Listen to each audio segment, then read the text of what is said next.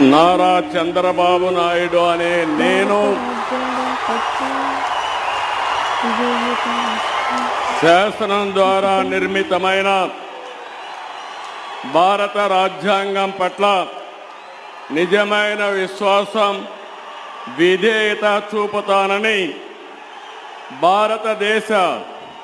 సార్వభౌమాధికారాన్ని, సమగ్రతను కాపాడుతానని ఆంధ్రప్రదేశ్ రాష్ట్ర ముఖ్యమంత్రిగా నా కర్తవ్యాలను శ్రద్ధతో, అంతఃకరణ శుద్ధితో నిర్వహిస్తానని, భయం గాని, పక్షపాతం గాని, రాగద్వేషాలు గాని లేకుండా రాజ్యాంగాన్ని, శాసనాలను అనుసరించి